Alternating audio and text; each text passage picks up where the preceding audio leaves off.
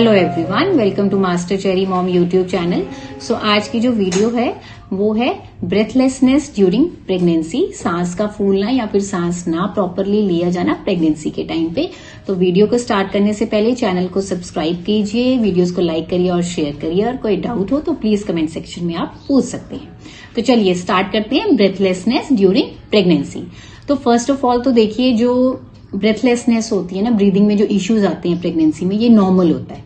ये 95% women, pregnant women's को problem होती ही होती है। ठीक है, तो इसमें घबराने की, डरने की कोई बात नहीं है कि सांस नहीं आ रही है प्रॉपर।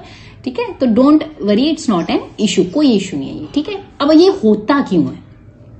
क्या होता है कि फर्स्ट ऑफ ऑल तो फर्स्ट ट्राइमेस्टर में आपको कोई प्रॉब्लम नहीं आएगी ब्रीदिंग में, लेकिन जो सेकेंड ट्राइमेस्टर मतलब 4th मंथ के ऑनवर्ड्स जो होता है, वेट गेन ज्यादा स्टार्ट हो जाता है होना। ठीक है, तो उस टाइम पे जब यूट्रस एक्सपैंड करता है, यूट्रस जब बढ़ता है, तो क्या होता है कि डायफ्राम होता है हमारी रिब्स के नीचे, ठीक है, और स्टमक के ऊपर करके आप कह लीजिए।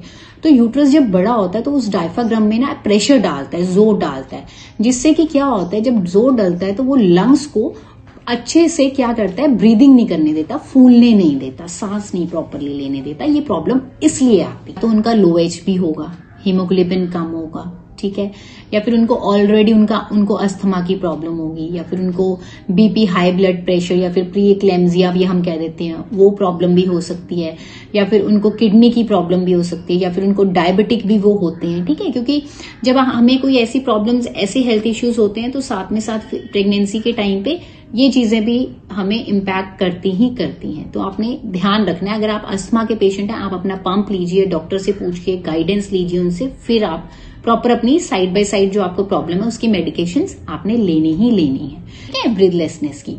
अब आप इसको, नेक्स्ट चीज ये होती है कि आप इसको इम्प्रूव कैसे कर सकते हैं। आप इसको कैसे इम्प्रूव कर सकते हैं? फर्स्ट ऑफ ऑल तो आपको काम कर रहे हैं, पॉज ले लीजिए। आपको सांस में प्रॉब्लम आ रही है, रुक जाइए, रेस्ट कर लीजिए, उसी टाइम पे रेस्ट कर लीजिए। ठीक है, लेट जाइए, लेट नहीं सकते हैं तो आप कुशन लेके ऐसे थोड़ा सा अपने आप को पीछे कर लीजिए, ठीक है, चेयर पे।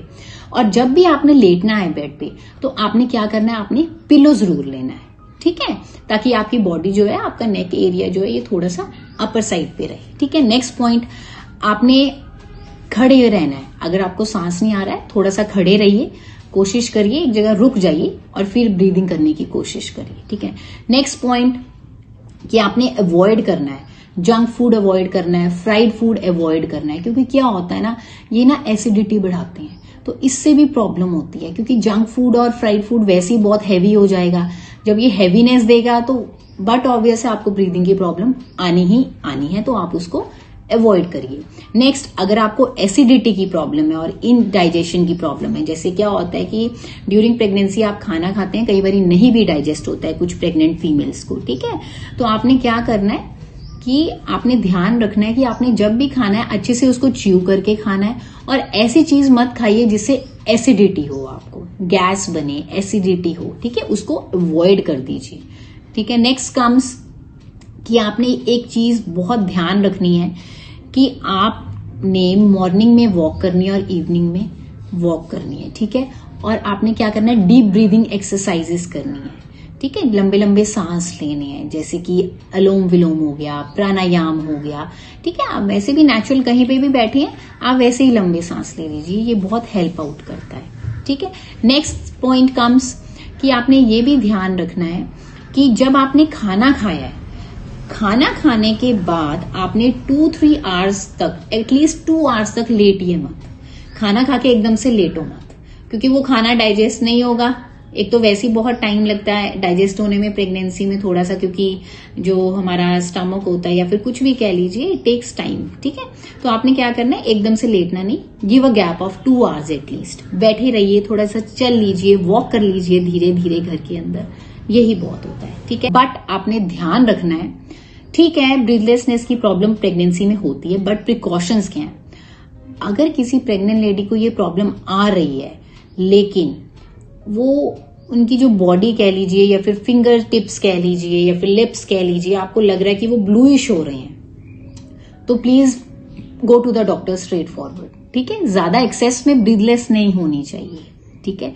उसके बाद स्वेटिंग बहुत ज्यादा हो रही है, शरीर एकदम ठंडा हो जा रहा है ना, स्वेटिंग, पसीना बहुत एक्सेस में आ रहा है, ठंडे हो जा रहे हैं, थोड़ा सा चक्कर भी आ रहा है, डिजीनेस फील हो रहा है, तो आपने ये देखना है कि कहीं धुंधला तो नहीं दिखाई दे रहा है आपको उस टाइम पे, अगर आपको ब्रीथलेसनेस है, सांस नहीं आ रही है।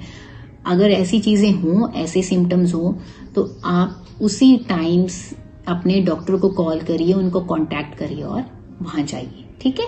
So this is all about breathlessness during pregnancy, आप इसको कैसे इंप्रूव कर सकते हैं। आई होप ये वीडियो आपके लिए यूजफुल होगी। जाने से पहले चैनल को सब्सक्राइब करिए, वीडियोस को लाइक करिए और शेयर करिए। अगर कोई डाउट हो तो कमेंट सेक्शन में आप पूछ सकते हैं। मिलते हैं नेक्स्ट वीडियो में। Till then take care, thank you and bye bye.